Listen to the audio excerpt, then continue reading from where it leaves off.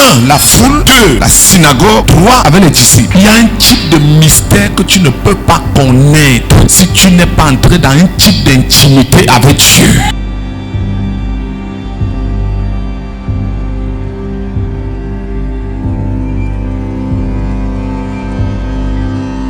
Jésus traitait avec la foule. Ensuite, Jésus enseignait, allait dans les synagogues. Il y a même des gens qui guérissaient. Ici, c'est un cas où il va guérir un homme qui avait une main sèche. Il va même entrer encore dans une synagogue. Il va trouver une femme courbée depuis 18 ans. Il n'a pas guéri cette femme dans la foule. Il a guéri cette femme dans la synagogue.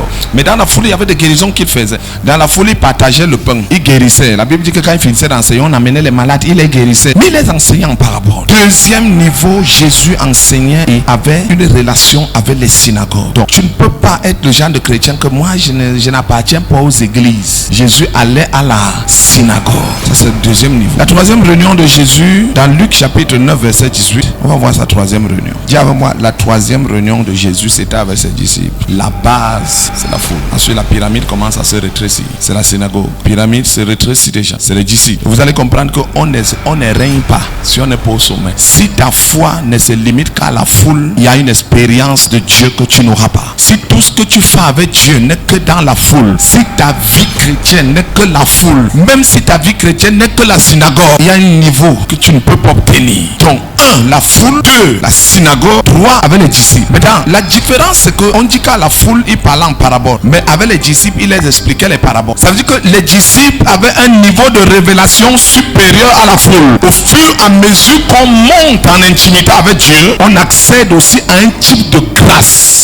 Quatrième type de réunion de Jésus. Marc 9, verset 2. Quatrième réunion de Jésus, ça s'appelle un groupe restreint. Parmi les disciples, il choisit 3, alors qu'ils sont 12. Là maintenant, ce n'est plus une simple réunion. Il les amène à un endroit plus haut. Et là-bas, ils se transforment. Ça veut dire que tous les disciples n'ont pas la même révélation de Jésus. Donc, ceux avec qui il les a amenés sur la montagne de la transfiguration peuvent parler de Jésus mieux. Et peuvent expliquer un Jésus mieux que les autres. Parce que là-bas, il leur a montré une nouvelle blancheur de lui. La Bible dit qu'il est devenu d'un blanc éclatant, là-bas au sommet de la montagne. Je suis en train d'aller avec vous. Première réunion de Jésus avec la foule, c'est la base. La deuxième réunion de Jésus dans la synagogue, c'est l'église, c'est l'assemblée. J'appartiens, je suis au plein évangile, je suis à Wina Chapel, je suis à.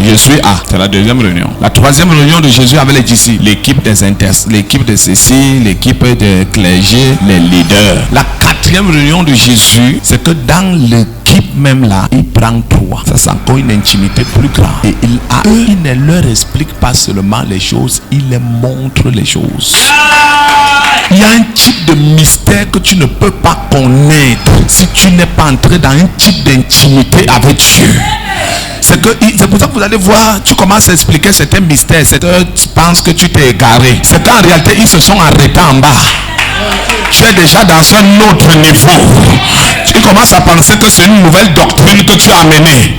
Ça veut dire que si les disciples qui sont allés à la transfiguration expliquaient aux autres que Jésus se transforme, ils allaient dire pardon, ne nous amenez pas d'autres doctrines.